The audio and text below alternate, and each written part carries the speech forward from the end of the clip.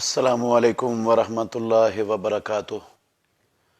نحمدہ ونصلی ونسلم علی رسولہ الکریم۔ سوال ہے، اگر بیٹے وراثت میں اپنے فوت شدہ والد کی کوتاہی دور کر دیں اور بہنوں کو ان کا شرعی حق دے دیں تو کیا والد کی نجات ہو سکتی ہے؟ جی انشاءاللہ اللہ سے بڑی امید ہے کہ اس کی آخرت کا بوجھ کم ہو جائے گا، کیونکہ زندگی میں اگر اس نے سارا کچھ اپنے بیٹوں کے نام لگا دیا تھا تو اس نے اپنی بیٹیوں کا حق مارا ہے، حق تلفی کی ہے، اور یہ حق اس کو قیامت والے دن دینا پڑنا تھا۔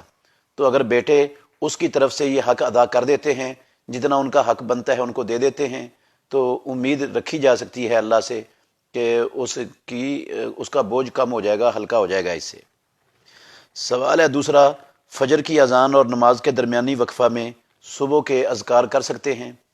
جی ہاں، یہ فجر کی جب اذان ہوتی ہے تو دن شروع ہو جاتا ہے، تو صبح شروع ہو جاتی ہے، صبح کے اذکار کیے جا سکتے ہیں جماعت سے پہلے بھی۔ صبح کے اذکار کا وقت طلوع فجر سے لے کر زوال سے پہلے تک ہوتا ہے، تو جتنی جلدی آپ کر لیں گے اتنا زیادہ انشاءاللہ الرحمن بہتر ہو جائے گا، کیونکہ اس سے جو فوائد ہیں وہ اتنی جلدی حاصل ہونا شروع ہو جائیں گے اذکار کے۔ تو اسی طرح شام کے جو اذکار ہیں وہ مغرب سے پہلے پہلے کر لینے چاہیے، اگر کسی وجہ سے لیٹ ہو جائیں تو بعد میں بھی ہو سکتے ہیں، اصل وقت مغرب سے پہلے پہلے کا ہے۔ جس کا کھانا پینا حرام کا ہو، اگر وہ افطاری پر بلائے تو جانا چاہیے کہ نہیں؟ یہ بات ذہن میں رکھیں کہ جس کی آمدن کے ذرائع 100% مکمل حرام ہے، وہ افطاری پر بلائے یا کسی بھی دعوت پر بلائے، آپ نے وہاں پر نہیں جانا۔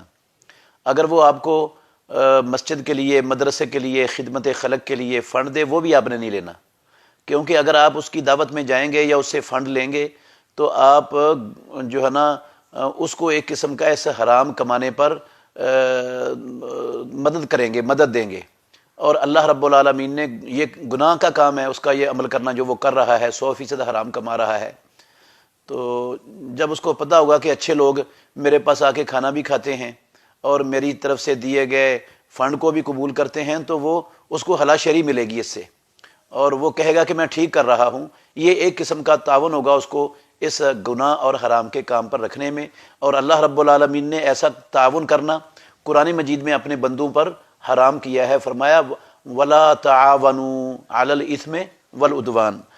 البتہ جس کی آمدن میں حلال بھی ہے، حرام بھی ہے، تو آپ اس کی دعوت قبول کر سکتے ہیں، اس سے فنڈ بھی لے سکتے ہیں، لیکن شرط یہ ہے کہ آپ اس کو نصیحت بھی کریں، اس کو حرام سے بچانے کی اپنی پوری خلوص دل سے کوشش کریں، انشاءاللہ الرحمن آپ کی کوشش رائے گا نہیں جائے گی۔ خواب میں والدہ کی زیارت کرنا چاہتا ہوں، کوئی وظیفہ بتا دیں، نمازیں بھی ساری پڑھتا ہوں۔ بھائی جان، آپ نمازیں ساری باقاعدگی سے پڑھیں، صبح و شام کے اذکار کریں، رات کو سونے کے اذکار کریں، اور اپنی والدہ کے لیے جتنی زیادہ دعائیں آپ کر سکتے ہیں اس کے لیے دعائیں مسلسل کریں، انشاءاللہ الرحمن اللہ کے ہاتھ میں ہے یہ خواب، اللہ رب العالمین دکھا دیں گے آپ کو۔ میرے جسم پر چوٹیں ہیں جس کی وجہ سے رکوع سجود میں مشکل ہوتی ہے، نماز اشاروں سے پڑھتا ہوں، کیا میں نمازیں جمع کر سکتا ہوں؟ نہیں، اپنے وقت پر آپ پڑھیں گے نماز۔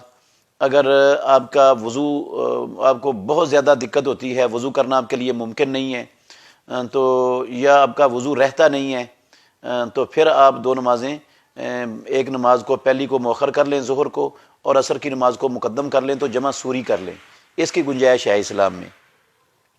لیکن اگر وضو میں کوئی دقت نہیں ہے تو پھر آپ کو وقت پر ہی نمازیں پڑھنی چاہیے، اور اول وقت میں پڑھنی چاہیے، کیونکہ اول وقت نماز پڑھنا اس کو رسول اللہ صلی اللہ علیہ وسلم نے افضل الاعمال قرار دیا ہے اسلام میں۔ جو کتا اذان کے وقت بھونکے، کیا اسے قتل کر سکتے ہیں؟ بھئی کتوں کو قتل کرنے سے رسول اللہ صلی اللہ علیہ وسلم نے منع فرمایا ہے۔ صرف آپ خالص سیاہ کتے کو جس کی آنکھوں پر سفید داغ ہوں وہ قتل کر سکتے ہیں، یا آپ جو باولا کتا ہوتا ہے جو پاگل ہو جاتا ہے اور ہر ایک کو کاٹتا پھرتا ہے، اس کو قتل کر سکتے ہیں۔ اس کے علاوہ جو بہت زیادہ نقصان پہنچانے والا کتا ہے اس کو قتل کر سکتے ہیں۔ یہ اذان کے وقت بھونکنا، نہ تو یہ اس کا بولا پن ہے، نہ یہ کالا سیاہ ہے، اور نہ ہی یہ کوئی نقصان کسی کو پہنچا رہا ہے، تو ایسے کتے کو قتل کرنا جائز نہیں ہے، منع ہے۔ کیا عورت باجماعت نماز جنازہ ادا کر سکتی ہے؟ جی ہاں، کر سکتی ہے عورت۔ صحیح مسلم شریف کے اندر حدیث ہے، جب سیدنا حضرت سعد بن نبی وقاص رضی اللہ عنہ فوت ہوئے ہیں تو ہماری ماؤں امہات المومنین نے کہا تھا کہ ان کا جنازہ مسجد میں سے پڑھاؤ تاکہ ہم بھی پڑھیں، تو ان کا جنازہ پڑھایا گیا مسجد میں، اور امہات المومنین نے بھی وہ جنازہ پڑھا۔ اگر امہات المومنین کے لیے، خواتین کے لیے جنازہ پڑھنا جائز نہ ہوتا تو وہ کبھی بھی مطالبہ نہ کرتی، اور صحابہ رضوان اللہ علیہم اجمعین خلافت راشدہ کے دور میں کبھی بھی ان کو ایسا کرنے کی اجازت نہ دیتے جس کی شریعت کے اندر گنجائش نہ ہوتی۔ حضرت عمر رضی اللہ عنہ کے دور میں 3 طلاق کا کیا مسئلہ تھا؟ بھئی یہی مسئلہ تھا کہ لوگ 3 طلاقیں دینے کی لوگوں کو عادت پڑی ہوئی تھی، اور جب کسی کو غصہ چڑھتا تھا وہ 3 طلاقیں بول دیتا تھا، اور یہ 3 طلاقیں بولنا رسول اللہ صلی اللہ علیہ وسلم نے اس کو اللہ رب العالمین کی کتاب قرآن مجید کا مذاق اڑانے کے مترادف عمل قرار دی ہے۔ سنن نسائی میں صحیح حدیث ہے، آپ نے فرمایا ایلعب بکتاب اللہ وانا بین اظہرکم، میری موجودگی میں تم نے کتاب اللہ کو کھیل اور تماشا بنا لیا ہے۔ تو نئی اجازت دی رسول صلی اللہ علیہ وسلم نے، سخت برہمی اور ناراضگی کا اظہار کیا جس شخص نے 3 طلاقیں اکٹھی کہہ دی تھی۔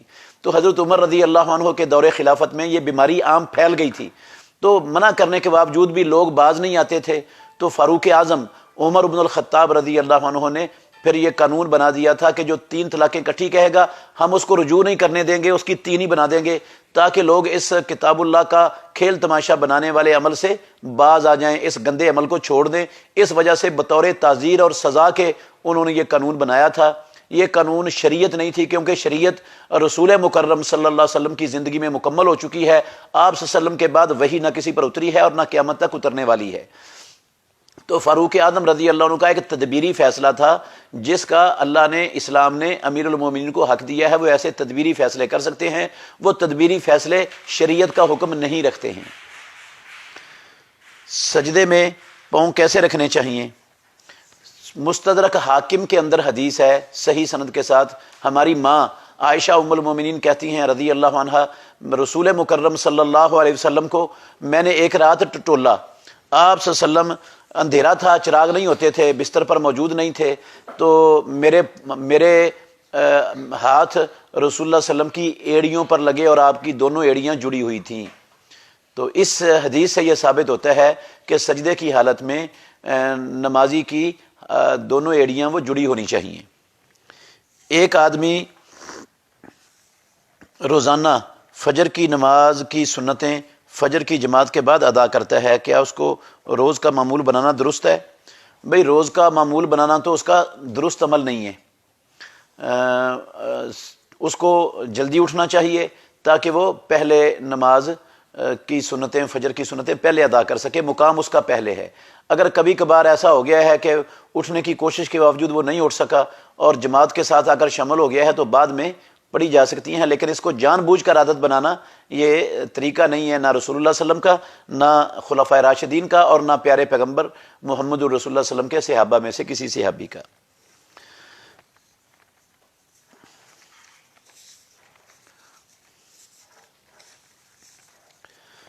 کیا اماں اور بابا کے ماموں اور چاچو سے پردہ ہوگا؟ جی ہاں بھائی، والد صاحب کے ماموں سے بھی اور والدہ صاحبہ کے ماموں اور چاچو سے جو ہے نا وہ خاتون کو پردہ کرنا ہے۔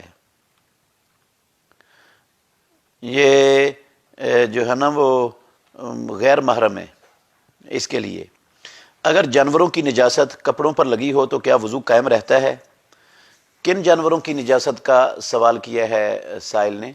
اگر تو ان جانوروں سے وہ جانور مراد ہیں جن کو ماکول اللحم جانور کہا جاتا ہے، جن کا گوشت کھایا جاتا ہے، تو ان کے پیشاب اور گوبر کے نجس ہونے کی کتاب اللہ میں اور سنت رسول اللہ میں کوئی دلیل نہیں ہے، تو وہ لگی ہوئی ہو تو انشاءاللہ نماز ہو جائے گی۔ باقی جو غیر ماکول اللحم جانور ہیں ان کا پیشاب اور ان کا گوبر وہ نجس اور پلید ہوتا ہے، وہ کپڑوں کو لگا ہوا ہو تو اس کو دھونا ضروری ہے۔ جب نبی مکرم صلی اللہ علیہ وسلم نے حضرت عائشہ صدیقہ رضی اللہ عنہ سے شادی کی تو ان کی عمر کتنی تھی؟ صحیح احادیث کے اندر موجود ہے کہ ام المومنین عائشہ صدیقہ رضی اللہ عنہ کی عمر 6 سال تھی جب نکاح ہوا ہے، جب رخصتی ہوئی ہے تو اس وقت عمر 9 سال تھی، اور 9 سال میں اس وقت عرب کے اندر بچے اور بچیاں بلوغت کی عمر کو پہنچ جاتے تھے۔ آج بھی بہت سے علاقوں میں 9 سال کے بچے اور بچیاں بلوغت کی عمر کو پہنچ جاتے ہیں، تو جب بچہ بچی بلوغت کی عمر کو پہنچ جائے تو ان کی رخصتی شرعی طور پر اس میں کوئی مانع اور کوئی رکاوٹ نہیں ہے۔ کچھ دشمنان اسلام وہ صحیح بخاری کی اس حدیث پر کیچڑ اچھالتے ہیں کہ یہ جو ہے نا درست نہیں ہے، یہ 6 سال کی بچی سے نکاح، بھئی نکاح تو قرآن مجید سے ثابت ہے، ہو جاتا ہے 6 سال کی بچی سے، کم عمر بچی سے بھی نکاح میں کوئی مانع اور رکاوٹ نہیں ہے۔ قرآن مجید میں اللہ رب العالمین نے ارشاد فرمایا کہ وہ سورہ طلاق کے اندر کہ اگر تم ان کو طلاق دے دو اور وہ حیض کی عمر سے پہلے ہوں، تو حیض کی عمر سے پہلے بچی جو ہے نا وہ 6 سال کی بھی ہو سکتی ہے، 5 سال کی بھی ہو سکتی ہے، 4 سال کی بھی ہو سکتی ہے، اس سے بھی کم عمر کی ہو سکتی ہے، تو اللہ رب العالمین نے تو اجازت دی ہے۔ باقی رخصتی اس وقت ہوتی ہے جب بچی بلوغت کی عمر کو پہنچ جاتی ہے۔ تو سونے کی زکوٰۃ کی تفصیل بتا دیں۔ سونا اگر 20 دینار خالص سونا بندے کے پاس ہو یا زیور ہوں اور اس میں خالص سونا 20 دینار کے برابر ہو جائے تو اس پر زکوٰۃ فرض ہو جاتی ہے سال پورا ہونے کے بعد۔ تو 20 دینار کا جو صحیح اور تحقیقی وزن ہے وہ بنتا ہے 70 گرام، یہ 6 تولے بنتا ہے تقریباً۔ تو عام طور پر ہمارے بر صغیر میں 7.5 تولے مشہور ہے، لیکن سعودی عرب کے کئی علماء ڈاکٹر عبداللہ طیار ہیں القسیم کے، اور پاکستان کے بھی کئی جید علماء، انہوں نے اس کا بڑی باریکی سے حساب لگا کر وزن نکالا ہے، تو ان کے تحقیق اور ریسرچ کے مطابق یہ 70 گرام بنتا ہے تقریباً۔ تو 70 گرام سونا ہو تو اس میں سے زکوٰۃ دے دینی چاہیے، اور یہ ذہن میں رکھنا چاہیے زکوٰۃ دینے والے کو کہ زکوٰۃ دینے سے مال میں کمی نہیں آتی، مال بڑھ جاتا ہے اور بندہ پاک ہو جاتا ہے گناہوں سے، مال بھی پاک ہو جاتا ہے، مستحقین کا بھی فائدہ ہو جاتا ہے، تو نقصان اس میں کوئی نہیں ہے زکوٰۃ دینے میں، اور نہ دینے میں نقصان ہے، اللہ کی ناراضگی ہے۔ تو احتیاط کا تقاضا بھی یہی ہے کہ جس مسئلے میں اختلاف ہو، یہ جو کم مقدار ہے یہ یقینی ہے، اس میں کوئی اختلاف نہیں ہے، اختلاف بڑی مقدار میں ہے تو احتیاط کے تقاضے کے تحت کم مقدار سے آپ کو زکوٰۃ دے دینی چاہیے۔ جب پیسے بڑھتے ہیں، کم ہی نہیں ہوتا مال، تو پھر جھجک کس بات کی اور پریشانی کس بات کی۔ مشرک کا ذبیحہ اس کا کیا حکم ہے؟ بھئی جو اہل کتاب ہیں ان کا ذبیحہ تو حلال ہے۔ اب یہودی عزیر علیہ الصلوۃ والسلام کو اللہ کا بیٹا کہتے تھے، عیسائی عیسیٰ علیہ السلام کو اللہ ثالث و ثلاثہ اور اللہ کا بیٹا کہتے تھے، اس کے باوجود اللہ رب العالمین نے ان کے ذبیحے کو حلال قرار دیا ہے۔ تو جو غیر اہل کتاب مشرک ہیں، جس طرح ہندو ہیں، بدھ مت ہیں، سکھ ہیں، کمیونسٹ ہیں، یہ غیر اہل کتاب مشرک ہیں، ان کا ذبیحہ حلال نہیں ہے۔ اسٹیٹ لائف انشورنس کیا حلال ہے؟ نہیں جی، بالکل حلال نہیں ہے۔ یہ انشورنس سود جوئے کا مرکب ہے۔ اللہ رب العالمین نے سود بھی قرآن مجید میں اپنے بندوں پر حرام کیا ہے اور جوئے کو بھی حرام کیا ہے۔ اس کے اندر اور بھی بڑی بڑی 7 خرابیاں ہیں، جن خرابیوں میں سے ایک خرابی جس کاروبار میں آ جائے وہ حرام ہو جاتی ہے، تو اس کے اندر تو 7 کی 7 موجود ہیں، اس لیے یہ بالکل کسی بھی شکل میں حلال نہیں ہے اسٹیٹ لائف انشورنس۔ اویس ملک بھائی کا سوال ہے، حضرت یوسف علیہ السلام کا واقعہ جو ٹی وی پر دکھایا جاتا ہے دیکھنا کیسا ہے؟ بھئی بالکل جائز نہیں ہے۔ یہ فلم جو حضرت یوسف علیہ السلام اور موسیٰ علیہ السلام اور دوسرے انبیاء پر فلمیں بنائی ہوئی ہیں، ان میں انبیاء علیہم السلام کی صریحاً توہین کی گئی ہے، اور ان فلموں کو دیکھنا یہ انبیاء کی توہین کو فروغ دینا ہے، اور انبیاء کی توہین بندے کو کفر تک لے جا سکتی ہے، اس لیے بالکل یہ دیکھنے جائز نہیں ہے۔ مرزا عبداللہ بھائی کا سوال ہے، کیا گھر میں نماز پڑھی جا سکتی ہے؟ کن کن صورتوں میں ایسا کرنا جائز ہے؟ جی، مرد گھر میں مجبوری کی صورت میں شرعی عذر کی بنا پر گھر میں نماز پڑھ سکتا ہے۔ تو شرعی عذر میں کئی چیزیں آتی ہیں۔ ایک عذر یہ ہے کہ بندہ نماز کے لیے اٹھنے کا الارم لگا کے گھر والوں کو کہہ کے سویا ہوا تھا، لیکن اس کی آنکھ نہیں کھلی، تو اس وقت آنکھ کھلی ہے جب جماعت کا ٹائم گزر گیا ہے، اب وہ گھر میں پڑھ سکتا ہے۔ یا دوسری صورت یہ ہے، بندہ سفر میں تھا، جب گھر پہنچا ہے تو جماعت کا ٹائم گزر چکا ہے، اس وقت وہ گھر میں پڑھ سکتا ہے۔ اسی طرح اذان اس نے سنی ہے لیکن وہ بھول گیا ہے، انسان ہے نا، انسان سے بھول ہو جاتی ہے، اس کو یاد ہی نہیں رہا کہ اذان ہوئی ہے اور میں نے نماز پڑھنے جانا ہے، کسی اور کام میں مصروف ہو گیا ہے، اس وقت یاد آیا ہے جب جماعت کا ٹائم گزر گیا ہے، تو یہ بھی شرعی عذر ہے، اس عذر کی بنا پر وہ گھر میں پڑھ سکتا ہے، یا بندہ بیمار ہے تب پڑھ سکتا ہے، یا بارش آ رہی ہے، کیچڑ ہے بہت زیادہ، باہر مسجد میں جانا دشوار ہے، تو ایسی صورتوں میں اسلام نے گھر میں نماز پڑھنے کی اجازت دی ہے۔ رشید اللہ خان کا سوال ہے، کیا فلاں کے پیچھے نماز پڑھی جا سکتی ہے؟ بھئی عزیز بھائیو، یہ بات یاد رکھیں، جس شخص کے عقیدے کا انسان کو علم ہے کہ اس کے عقیدے میں شرک یا کفر کی آمیزش موجود ہے، اس علم کے باوجود اس کے پیچھے نماز پڑھے گا تو پھر نماز نہیں ہوگی، اور اگر کسی کا نہیں پتا کہ اس کا عقیدہ کیسا ہے، شرکیہ ہے یا نہیں ہے، تو اس کے پیچھے نماز پڑھنے سے انشاءاللہ آپ کی نماز ہو جائے گی۔ زہرہ ساجد کا سوال ہے، کیا قرآن کی آیات دیوار پر ڈیکوریٹ کر سکتے ہیں؟ قرآن مجید اللہ رب العالمین نے سمجھ کر پڑھنے کے لیے اور اس پر عمل کرنے کے لیے نازل فرمایا ہے، تو اگر تو ڈیکوریٹ کر کے آپ نے قرآن مجید کو دیوار پر لکھا ہے تاکہ لوگ اس کو پڑھیں اور اس کو سمجھیں اور اس پر عمل کریں اور اس کے ذریعے لوگوں کو دعوت پہنچے، پھر تو کوئی حرج نہیں ہے، ایک دعوت کا ذریعہ ہے یہ بھی، یہ لکھ کر اس کو لوگوں کے سامنے پیش کرنا تاکہ ہر دیکھنے والا اس کو پڑھے اور اس کو سمجھے اور اس پر عمل پیرا ہو۔ تو لیکن اگر صرف مقصود ڈیکوریٹ ہی ہے، نہ وہ دیکھنے والے کی دیکھنے سے وہ پڑھا جاتا ہے اور نہ اس کو پڑھنا ممکن ہے، ایسی وہ ڈیکوریشن بنائی ہوئی ہے کہ وہ کوئی حافظ قرآن ہی یا بہت غیری نظر سے کوئی دیکھے تو پھر وہ صرف پڑھ سکتا ہے، تو قرآن مجید صرف اس کام کے لیے اللہ رب العالمین نے نازل نہیں فرمایا ہے، یہ قرآن مجید کا حق نہیں ہے کہ صرف اس کو ڈیکوریشن کے طور پر استعمال کیا جائے۔ عدیل عباسی بھائی کا سوال ہے، ماں باپ کی اجازت کے بغیر جہاد پر جانا کیسا ہے؟ بھائی اللہ نے اور اللہ کے رسول نے اس اجازت کی شرط نہیں لگائی ہے، نہ اللہ نے ضروری قرار دیا ہے، نہ رسول اللہ صلی اللہ علیہ وسلم نے ضروری قرار دیا ہے، تو جب کتاب اللہ اور سنت رسول اللہ میں کوئی شرط نہیں ہے ان کی اجازت کی، تو ہم اپنی طرف سے تو شرط لگائیں گے تو وہ تو باطل ہے۔ دین تو رسول اللہ صلی اللہ علیہ وسلم کی زندگی میں مکمل ہو چکا تھا، آپ صلی اللہ علیہ وسلم کے بعد وہی نہ کسی پر اتری ہے نہ قیامت تک اترنے والی ہے، تو یہ میں ذمہ داری سے کہہ رہا ہوں کہ ماں باپ کی اجازت کسی نہ قرآن کی آیت میں شرط ہے نہ پیارے پیغمبر کی کسی صحیح حدیث میں ماں باپ کی اجازت کی شرط لگائی گئی ہے۔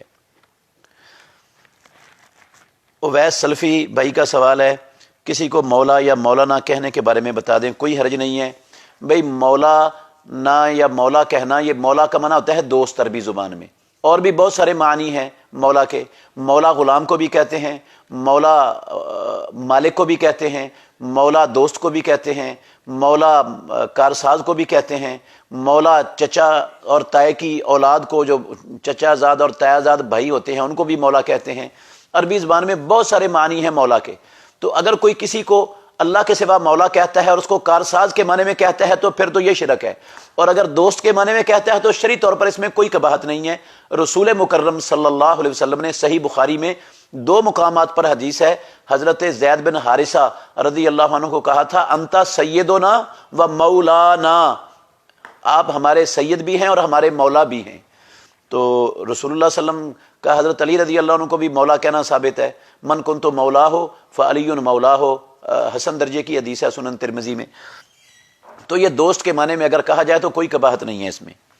ایک آدمی روزانہ فجر کی سنتیں فجر کی جماعت کے بعد ادا کرتا ہے، کیا اس کو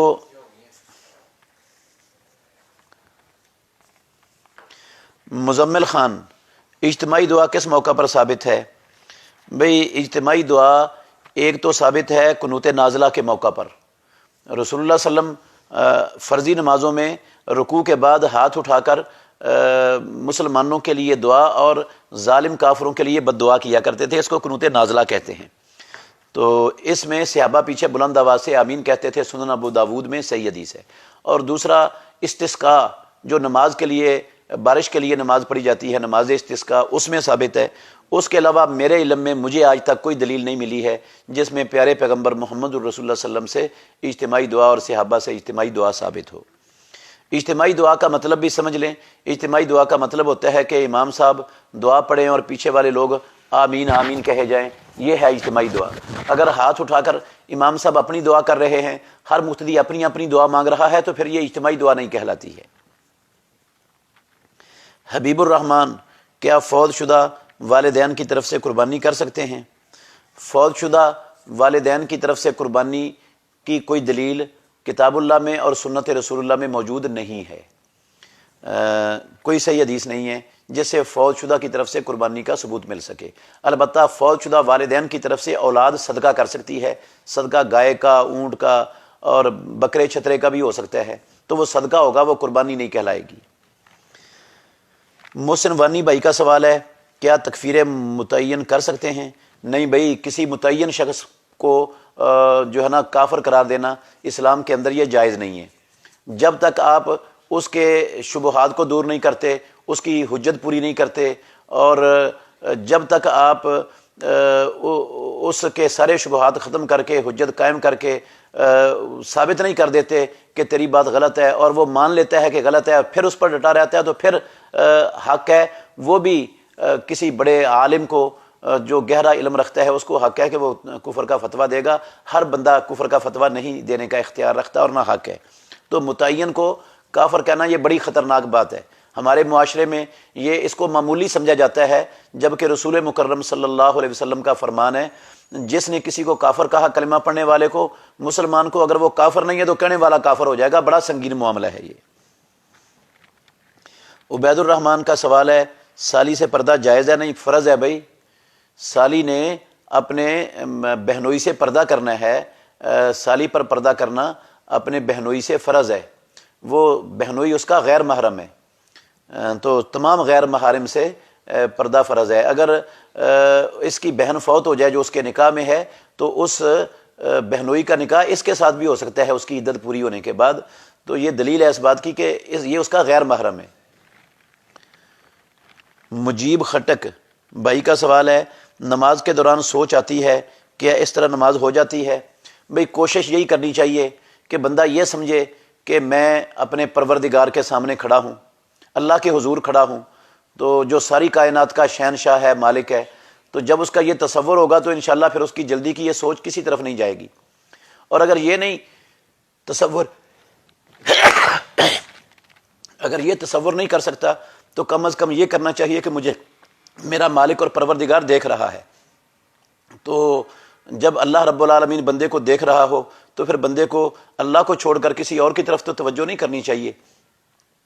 اور اگر خیالات ادھر ادھر بھٹکتے ہیں، کوشش کے باوجود اللہ کی طرف مرکوز نہیں رہتے، خشوع خضوع ختم ہو جاتا ہے نماز میں، تو ایسے بندے کو جب خیالات آئیں اور ادھر ادھر خیال بھٹکنا شروع ہو تو اعوذ باللہ من الشیطان الرجیم پڑھ کر 3 مرتبہ اس طرح کر دینا چاہیے،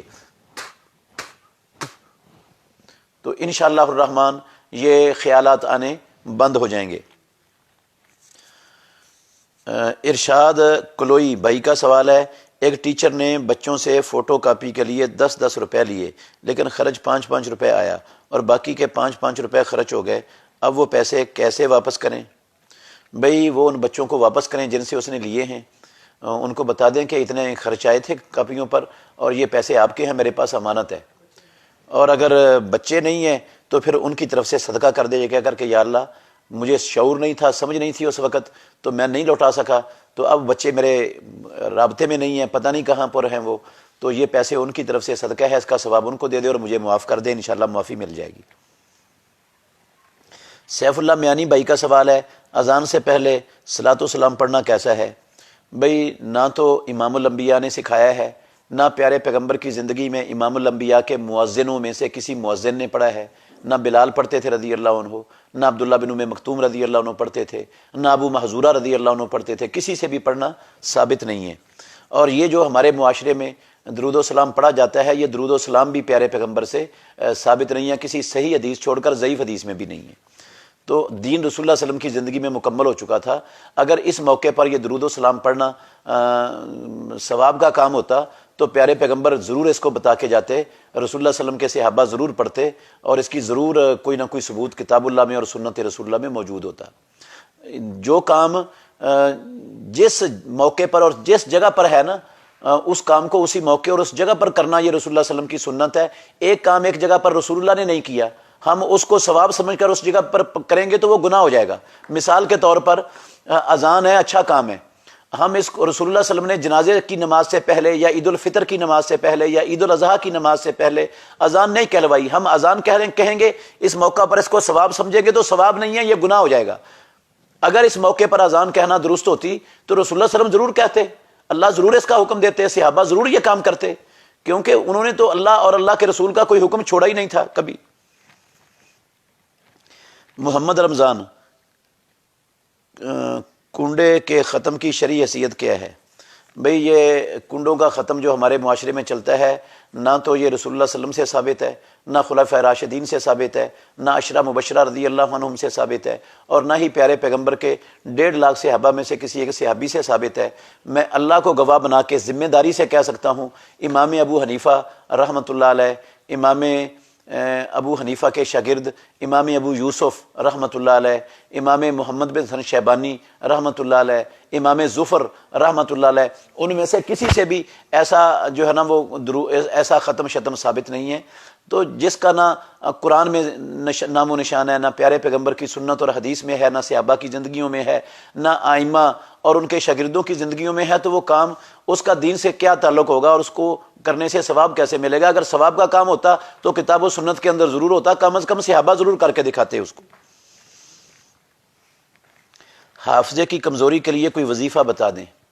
بھئی آپ حفظ کی جو ہے نا وہ پوری کوشش کرتے رہیں، زور لگاتے رہیں، ایک تو اس سے بھی انشاءاللہ آپ کا حافظے میں اللہ رب العالمین برکت ڈالے گا۔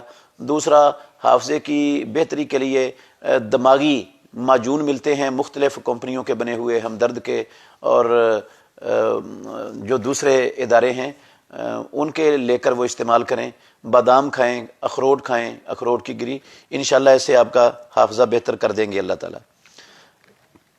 عباس شاہ کا سوال ہے، بچہ اگر پیشاب کر دے تو نماز کے لیے کیسے دھوئیں؟ اگر بچہ 2 سال کی عمر سے کم کا ہے اور صرف وہ ماں کا دودھ پیتا ہے اور بچہ ہے تو اس کے پیشاب پر چھینٹے مار دینے کافی ہیں، کوئی اور چیز نہ کھاتا ہو تو۔ اور اگر بچی ہے تو وہ 1 دن کی بھی ہے، اگر پیشاب کر دے گا تو اس کا پیشاب کپڑوں سے دھونا فرض ہے، دھونا لازمی ہے۔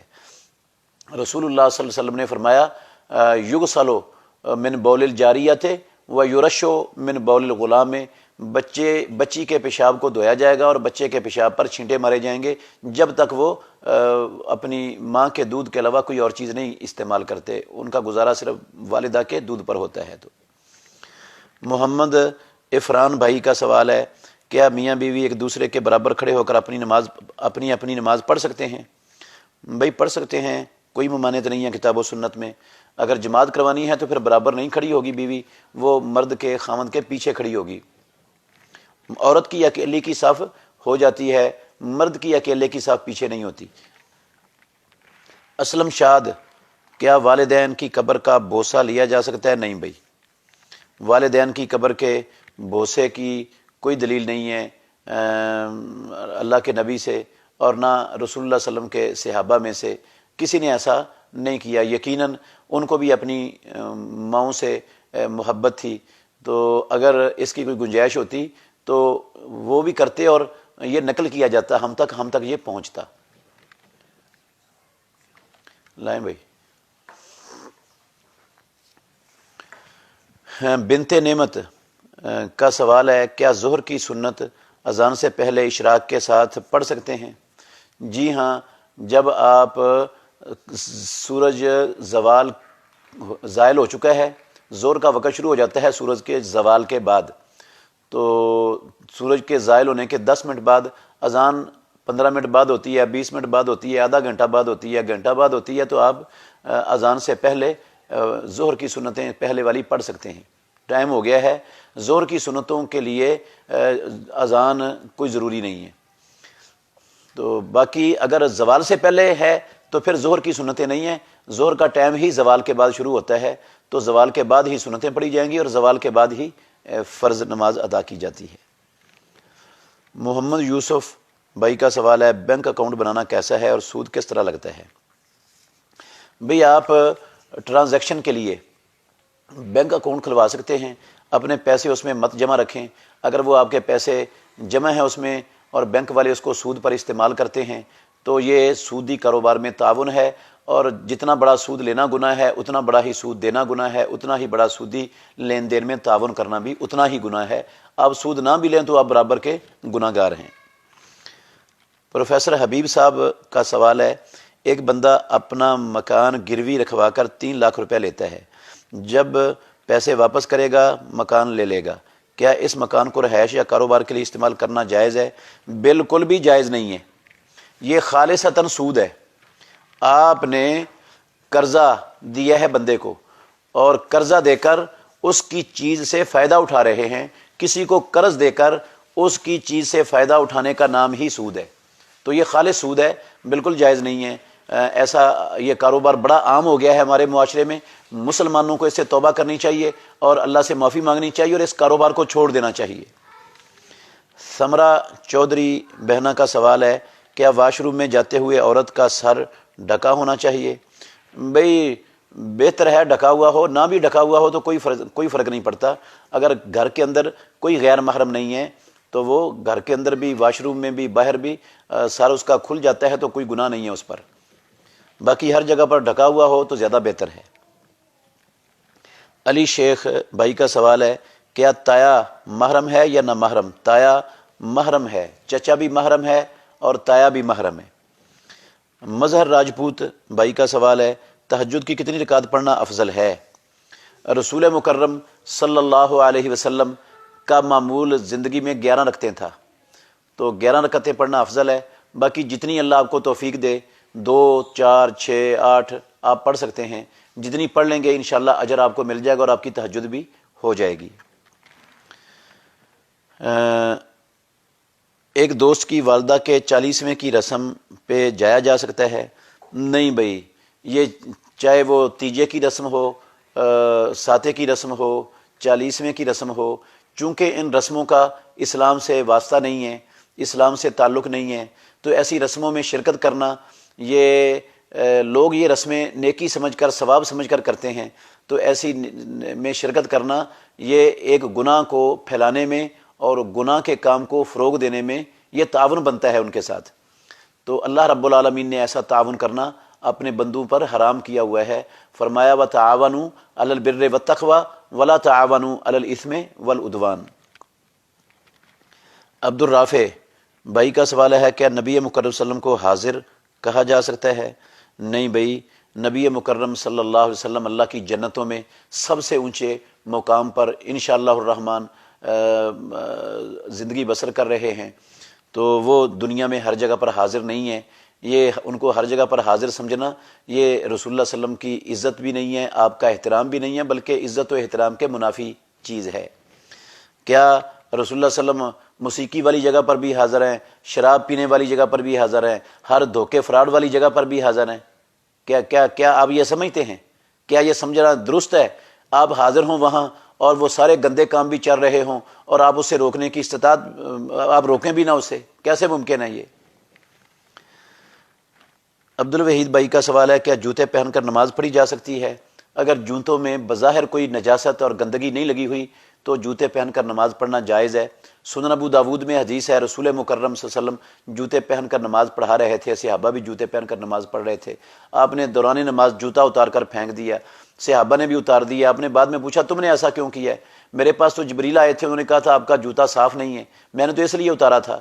تو پھر آپ نے کہا جب تم میں سے کوئی مسجد میں آئے وہ اپنے جوتے کو دیکھ لے اچھی طرح، اگر صاف ہے تو وہ اس میں نماز پڑھنا چاہے تو پڑھ سکتا ہے، لیکن یہ مد نظر رکھنا ضروری ہے کہ جوتا پہن کر نماز پڑھنا فرض نہیں ہے، مسجد میں آنا فرض اور واجب نہیں ہے۔ جہاں فتنے کا ڈر ہو وہاں ایک سنت کے عمل کو چھوڑا جا سکتا ہے، گنجائش ہے اس کی۔ کیا سگریٹ بیچنا کیسا ہے؟ حافظ احمد بھائی کا سوال ہے۔ بھئی سگریٹ راجے قول کے مطابق حرام ہے، تمباکو کی تمام پروڈکٹس حرام ہیں، اور یہ جو پروڈکٹس ہیں جن کو اللہ نے حرام کیا ہے ان کی تجارت بھی اسلام کے اندر حرام ہے۔ رسول اللہ صلی اللہ علیہ وسلم نے فرمایا، یہ سنن ابو داود میں حدیث ہے، اللہ یہودیوں پر لعنت کرے، ان کے لیے اللہ نے چربی کو حرام کیا تھا، وہ پگھلا کر اس کا تیل بیچ کر کھا گئے۔ پھر آپ نے فرمایا جب اللہ کسی چیز کے کھانے کو حرام کرتا ہے تو پروردگار اس کی تجارت کو بھی حرام کر دیتا ہے، اس لیے یہ جائز نہیں ہے۔ مظہر راجپوت بھائی کا سوال ہے، اشراق کی نماز کتنی رکعت پڑھنا افضل ہے؟ اشراق کی نماز 4 رکعتیں پڑھنا افضل ہے، باقی 8 تک پڑھنی جائز ہے۔ 8 تک پڑھنا رسول مکرم صلی اللہ علیہ وسلم سے ثابت ہے۔ 2 بھی پڑھ سکتے ہیں، 4 پڑھنا افضل ہے۔ رسول اللہ صلی اللہ علیہ وسلم فرماتے ہیں کہ اللہ نے فرمایا ہے، حدیث قدسی ہے کہ یبن آدم صلی لی 4 رکعات اول النہار اکفک آخرہ، تو دن کے شروع میں میرے لیے 4 رکعتیں پڑھ، میں دن کے آخر تک تیرے لیے کافی ہو جاؤں گا۔ تو یہ 4 پڑھنا افضل ہے۔ 6 پڑھنا انشاءاللہ اس سے بھی بہتر ہوگا، اور 8 پڑھنا اس سے بھی بہتر ہوگا۔ 2 سے لے کر 8 تک رسول اللہ صلی اللہ علیہ وسلم سے ثابت ہیں صحیح اسانید کے ساتھ۔ عابد محمود بھائی کا سوال ہے، بچے کی پیدائش پر تاریخ پیدائش اصل کے علاوہ کچھ اور لکھوائی جا سکتی ہے؟ نہیں بھائی، یہ جھوٹ ہے، اور اسلام میں جھوٹ بولنا جائز نہیں ہے، اور یہ ایک مرتبہ لکھوا دیں گے پھر ساری زندگی جھوٹ ہی بولنا پڑے گا۔ جبار شاکر بھائی کا سوال ہے، اگر بیوی سے محبت نہ ہو بلکہ ہمدردی نہ ہو تو اللہ تعالیٰ ناراض تو نہیں ہوں گے؟ ہمدردی ہو نہ ہو لکھا ہوا ہے ادھر۔ بھئی اگر آپ کے دل میں محبت نہیں ہے لیکن آپ اس کے باقی سارے حقوق مکمل ادا کرتے ہیں تو پھر اللہ ناراض نہیں ہوگا، لیکن اگر محبت نہ ہونے کی وجہ سے آپ اس کے حقوق بھی تلف کر رہے ہیں تو پھر آپ مجرم ہوں گے، گناہ گار ہوں گے۔ عاطف نواز بھائی کا سوال ہے، نماز میں غلطی کی صورت میں کیا کرنا چاہیے؟ تفصیل سے بتا دیں۔ بھئی غلطی 3 طرح کی ہوتی ہے نماز میں بھول۔ ایک ہوتی ہے نماز میں اضافہ ہو جائے، دوسرا ہے نماز میں کمی ہو جائے، تیسرا ہے نماز میں شک پڑ جائے۔ تو اضافے کی شکل میں پورا تشہد پڑھنے کے بعد سلام پھیر دیتے ہیں دونوں طرف، اور دونوں طرف سلام پھیرنے کے بعد پھر فوری طور پر 2 سجدے کرتے ہیں اور دوسرے سجدے سے اٹھ کر پھر سلام پھیر دیتے ہیں۔ کمی کی شکل میں سجدہ صاحب سلام پھیرنے سے پہلے پورا تشہد پڑھنے کے بعد سلام پھیرنے سے پہلے 2 سجدے کرتے ہیں اور دوسرے سجدے سے اٹھ کر فوراً سلام پھیر دیتے ہیں۔ اور شک کی صورت میں 2 حالتیں ہیں۔ اگر شک میں جو ہے نا وہ ظن غالب ہو تو اس کو بنیاد بنا کر نماز پوری کرتے ہیں ظن غالب کو، اور سجدہ صاحب سلام سے پہلے کرتے ہیں۔ اگر ظن غالب نہ ہو تو پھر کم کو بنیاد بنا کر نماز پوری کرتے ہیں اور سجدہ صاحب سلام سے بعد کرتے ہیں۔ یہ ہے خلاصہ اس کا۔ بدر الاسلام، ایزی پیسہ جاز کیش میں زیادہ پیسے رکھنے پر جو منٹس ملتے ہیں انہیں استعمال کرنا کیسا ہے؟ خالص ہی سود ہے، حرام ہے، بالکل ناجائز ہے۔ یہ آپ نے قرضہ دیا ہے ان کو اور آپ کو قرضے کے بدلے میں نفع دے رہے ہیں، کسی کو قرض دے کر نفع اٹھانے کا نام ہی سود ہوتا ہے۔ محمد عابد بھائی کا سوال ہے، B4U کمپنی میں انویسٹمنٹ کرنے پر 7 سے 21% تک منافع دیتے رہتے ہیں کہ ایسا کرنا جائز ہے؟ خالصتاً سود ہے، حرام ہے بغیر کسی شک شبے کے، اور ان کے کاروبار بھی جو ہے نا وہ غیر شرعی ہیں اور یہ منافع بھی غیر شرعی ہے۔ جو اسلامی انویسٹمنٹ کا طریقہ ہے ان کا وہ طریقہ ہے ہی نہیں۔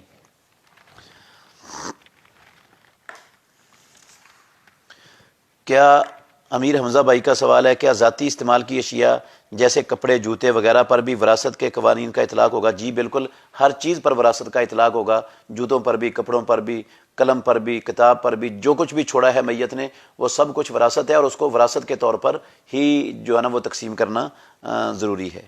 عبداللہ سلیم بھائی کا سوال ہے، مرد کا یوٹیوب پر تعلیم دینا جائز ہے؟ آپ کا پرانا موقف نہ میں تھا، اب آپ بھی ویڈیو بنوا لیتے ہیں، ہمارے لیے کیا حکم ہے؟ بھئی یہ میں نے اس کی پہلے بھی کئی مرتبہ وضاحت کی ہے کہ یہ ویڈیو میں تصویر کو حرام سمجھتا ہوں، اس سے دل میں شدید نفرت ہے۔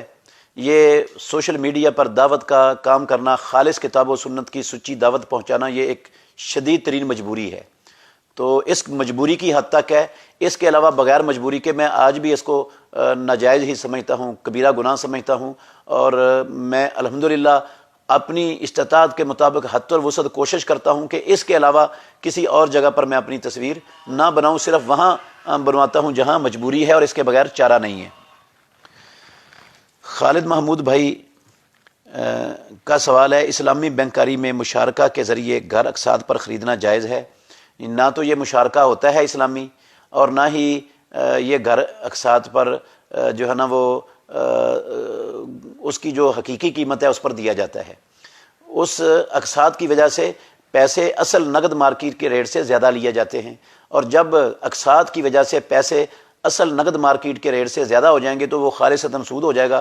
اس کو رسول اللہ صلی اللہ علیہ وسلم نے بھی سود کہا ہے، اس کو صحابہ رضوان اللہ علیہم اجمعین نے بھی سود ہی کہا ہے۔ عبداللہ بن عباس اور عبداللہ بن مسعود رضی اللہ عنہما کا فتویٰ ہے، اور 1.5 لاکھ صحابہ میں سے کوئی ایک صحابی بھی ان کے فتوے کے مخالف رائے رکھنے والا نہیں تھا۔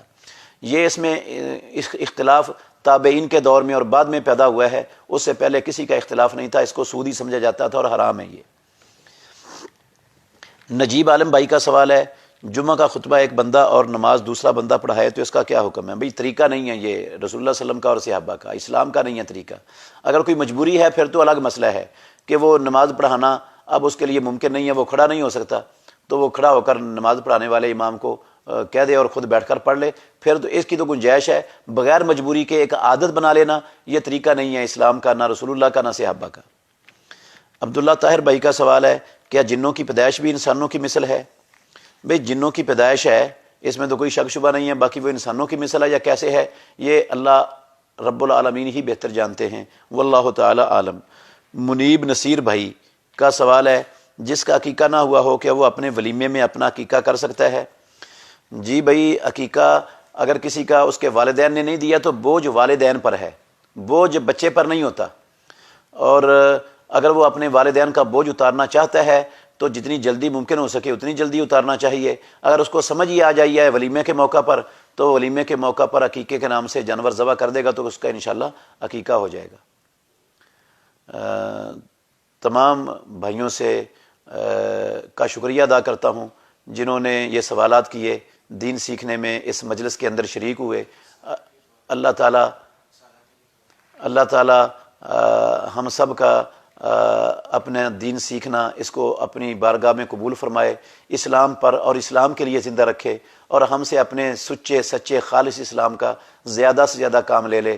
اور جتنے مسلمان ہمارے بہن بھائی چھوٹے بڑے بیمار ہیں، اللہ سب بیماروں کو شفائے کامل و عاجل عطا فرمائے۔